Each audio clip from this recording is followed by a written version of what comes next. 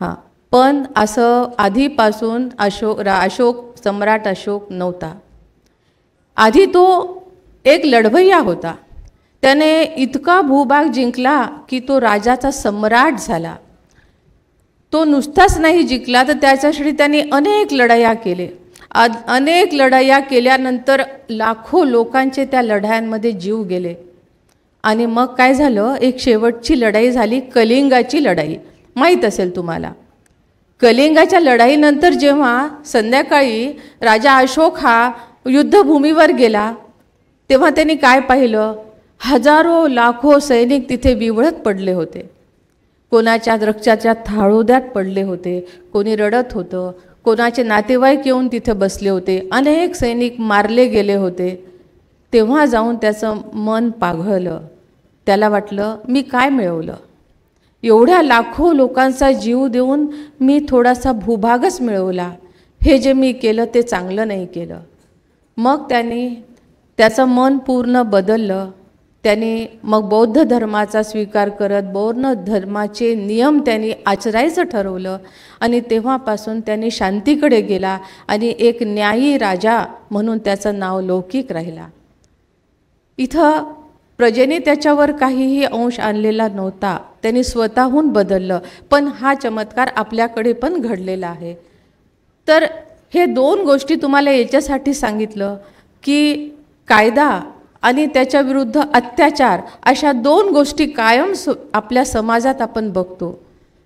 तर राजाचा जो कायदा असतो तो पण कायदाच असतो, पण तो कायदा कसा असतो, एका व्यक्तीने दिलेला तो बनवलेला नियम असतो. तो व्यक्ती त्या नियमाचा मालक असतो. त्या राजाने एखादा नियम काढला, राजाने एखादा कायदा केला तर काय असतो, कायदा छोटा असतो, राजा मोठा असतो. बरोबर आहे का नाही. राजाने कायदा केला तर राजा काय करतो, कायदा तो बदलू पण शकतो किंवा तो त्याचा कायदा ओढू पण शकतो. तिथं राजा मोठा असतो आणि त्यामुळे अत्याचार होतात. जिथे एक व्यक्ती कायद्यापेक्षा मोठा असतो तेव्हा तिथे प्रजा सुखी राहू शकत नाही. आणि तेव्हा लोकांना कळलं, सगळ्या जगाला कळलं मॅग्ना कार्टानंतर की नाही, असं काहीतरी पाहिजे की जे कायदा वर पाहिजे आणि राजा खाली पाहिजे. कायदा जो आहे तो राजाला बदलता नाही आला पाहिजे, असं काहीतरी पाहिजे. आणि त्यानंतर अनेक संशोधन झाल्यानंतर आजचे कायदे अस्तित्वाला आले. आज आपल्या भारतातही जर तुम्हाला सांगायचं झालं, कितीतरी संघर्ष केला ना आपण आपल्या देशामध्ये कायदा आणण्यासाठी, खूप संघर्ष केला. आणि त्यानंतर आपल्या देशामध्ये कायदा आला तो 1950 साली. आपली 50 म्हणजे राज्यघटना आपली 1950ची आहे. राज्यघटनेमध्ये एक प्रस्तावना आहे, थोड्या वेळाने ती येईल आपल्याला स्क्रीनवर पण दिसेल. पण त्याच्या आधी आपण जो कायद्याचे राज्य जे म्हणतो ना, तो कायदा कसा असायला पाहिजे हे थोडंसं तुम्ही समजून घ्या. हा कायदा म्हणजे अनार्कीचा कायदा नाही, म्हणजे कोणी उठेल, कोणी म्हणेल चला याला धरा, याला पकडा, याला मध्ये टाका, याची संपत्ती लुबाडा, असाच कायदा म्हणजे कायदा नाही. जो कायदा सर्वांना समान हक्क देतो तो कायदा म्हणजे हा आपल्याला अपेक्षित असलेला कायदा. ज्या कायद्यासमोर आपण सगळे समान आहोत तो कायदा म्हणजे आपल्याला अपेक्षित असलेला कायदा. ज्या कायद्यासमोर एक छोटा नागरिकपासून आपले उच्च पदस्थ पंतप्रधानांना जो समान लागू होतो तो कायदा म्हणजे आपल्याला अपेक्षित असलेला कायदा.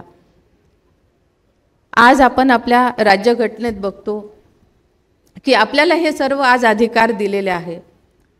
आज आता थोड्या वेळापूर्वी मी म्हणून विचारलं की आपल्याकडे राज्य कोणाचं आहे. आपल्यापैकी थोड्या लोकांनी सांगितलं की काय सरकारचे राज्य आहे, काहींनी सांगितलं मोदींचे राज्य आहे. मोदी आणि सरकार ही एक फक्त कायद्याला इम्प्लिमेंट करणारी, आपल्या राज्यामध्ये कायदा संरक्षित करणारी एक मशिनरी आहे. मोदी म्हणजे कायदा नाही किंवा सरकार म्हणजेही कायदा नाही. कायदा हा सरकारच्याही वर आहे आणि मोदींच्याही वर आहे. मोदी जरी सत्तेवर असले किंवा अजून कोणाचेही सरकार सत्तेवर असले तरी त्यांना कशावर चालावं लागेल? भारतीय राज्यघटनेवर. बरोबर आहे का नाही? राज्यघटनेवर त्यांना चालावं लागेल. जी आपल्याला जी राज्यघटना दिलेली आहे त्यामध्ये काय दिलेले आहे? राज्यघटनेवर, राज्यघटनेमध्ये आपल्याला त्यांनी एक अधिकार दिलेला आहे की कोणालाही एखाद्या व्यक्तीला कोणतेही कारण नसताना तो त्याला धरून मारू शकत नाही. किंवा पुन्हा सरकारसुद्धा, सरकारला वाटलं की हे समोरच्या ओळीमधले हे 2 मुलं फार खोडकर आहे, चला यांना शिक्षा द्या, यांना धरा आणि मध्ये टाका. सरकार करू शकेल का असं? नाही करू शकणार. सरकारला असं वाटलं की ते मागचे जे मधले जे 2 मुलं आहेत ना, ही जरा जास्त खोडकर आहे, यांची सगळी संपत्ती घेऊन सरकार जमी करा. करू शकेल का असं? नाही. किंवा या 2 मुलांना वाटलं की हे बाजूचे 2 मुलं आम्हाला त्रास देतात, चला त्यांना मी धरून मी माझ्या घरात डांबून देतो. तो डांबून देऊ शकेल का? हां. हे का असं? कारण कायदा मोठा आहे, इथं कोणताही व्यक्ती मोठा नाही. इथे जरी तुम्ही चला लहान मुलं आहेत, पण आपण असं धरूया की आपल्या महाराष्ट्राचे चीफ मिनिस्टर आहे, किंवा एखादा दुसरा मिनिस्टर आहे, किंवा न्यायाधीश पण आहे, किंवा एखादा IAS कलेक्टर आहे, अजून किती मोठा अधिकारी असू दे. त्यांना असं वाटलं की नाही, हे 2 व्यक्ती हे 2 व्यक्ती चांगले नाही, मला आवडीचे नाही, माझ्या मनासारखं करत नाही, यांना धरा, मध्ये टाका. टाकू शकेल का तो?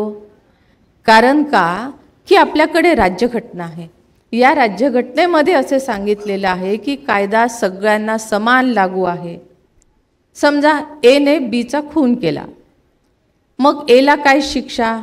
जन्मठेपेची शिक्षा किंवा फाशीची शिक्षा. ठीक आहे.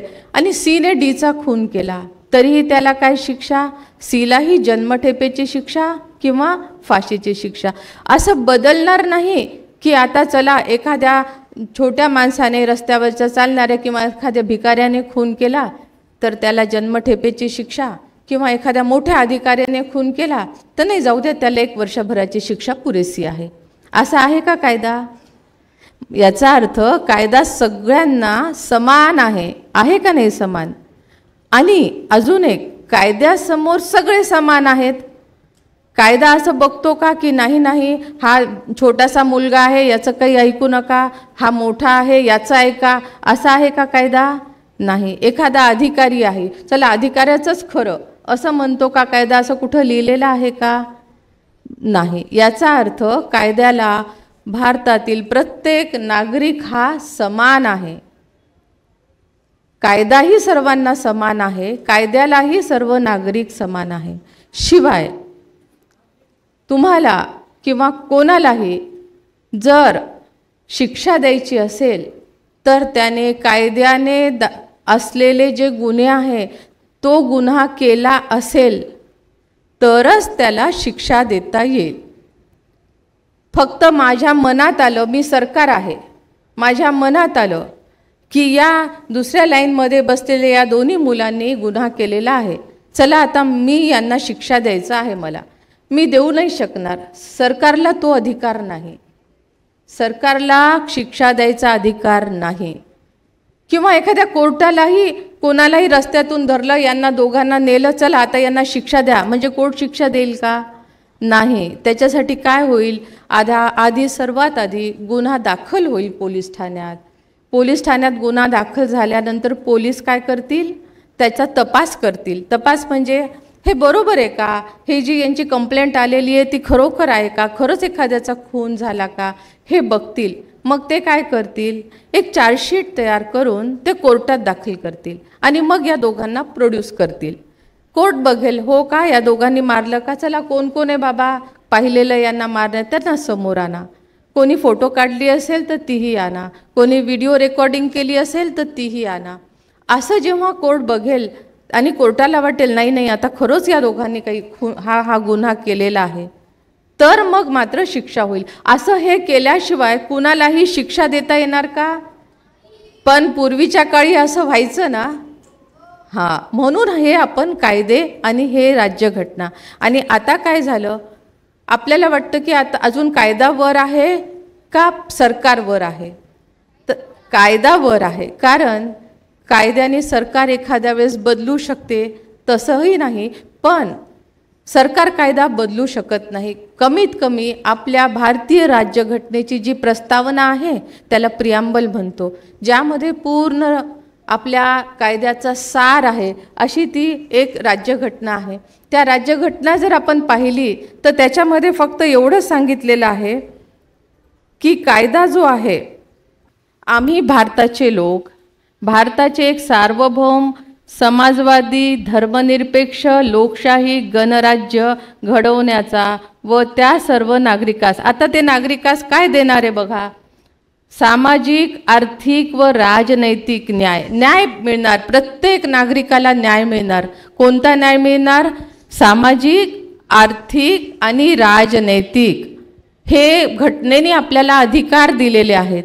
हे अधिकार कोणतेही सरकार काढून घेणार नाही. म्हणून हा कायदा सरकारपेक्षा मोठा आहे. त्यानंतर आपल्याला विचार, अभिव्यक्ती, विश्वास, श्रद्धा व उपासना याचे स्वातंत्र्य आहे. म्हणजे काय माहिती आहे का, यामध्ये आपल्याला जे काही, आता तुम्हाला इथं काही बोलायचं एक्सप्रेशन मी इथं बोलू शकते, आणि मला जर असं वाटलं की नाही मला दुसऱ्या धर्मामध्ये जायचं आहे, मला दुसरा धर्म आवडतो, मी दुसराही धर्म स्वीकारू शकते, किंवा माझा जो धर्म आहे, माझा जो धर्म स्वीकारत आहे त्याच्यावर कुणाचं ऑब्जेक्शनसुद्धा येणार नाही. कारण मला माझा धर्म, माझ्या धर्मावर, माझ्या विचारावर चालायचं मला स्वातंत्र्य कोणी दिलेलं आहे? राज्यघटनेने दिलेलं आहे. विचाराचे स्वातंत्र्य, अभिव्यक्तीचे स्वातंत्र्य, विश्वासाचे, श्रद्धा म्हणजे तेच, म्हणजे आपण ज्याच्यावर श्रद्धा ठेवतो. माहिती आहे का आपल्या भारतामध्ये कसं आहे, दर 200 किलोमीटरवर ना भाषा बदलते, बरोबर आहे का नाही? भाषेचा एक तोल बदलतो. प्रत्येकाचा पेहराव वेगळा असतो, प्रत्येकाचं आचरण वेगळं असतं. कोणी देवाला मानतं तर कोणी देवाला मानत नाही. कोणी मूर्तीपूजा करतं तर कोणी मूर्तीपूजा करत नाही. असं विविधपूर्ण असा आपला देश आहे. आणि खरंच एवढ्या सगळ्यांना बांधण्यासाठी ना एक धागा आहे, तो म्हणजे आपलं भारतीय संविधान.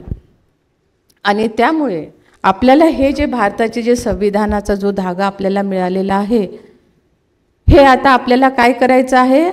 खूप जपून ठेवायचं आहे. ज्या दिवशी याच्यावर एखादा व्यक्ती जाईल त्या दिवशी काय होईल? अराजकता येईल. ज्या दिवशी एखादं सरकार याच्यावर जाईल त्या दिवशी अराजकता येईल. म्हणून जोपर्यंत कायद्याचं राज्य आहे तोपर्यंत आपण कसे आहोत? सुरक्षित आहोत. बरोबर आहे ना? आणि यालाच काय म्हणतात? कायद्याचे राज्य. ठीक आहे, आपण सर्वांनी माझे 2 शब्द शांतपणे ऐकून घेतले, त्यासाठी मी आपल्या सर्वांची खूप खूप आभारी आहे. शिवाय नवज्योत फाउंडेशन व नांदेड एज्युकेशन सोसायटीने ही जी संधी दिली त्याबद्दल मी खूप खूप आभारी आहे. थँक्यू.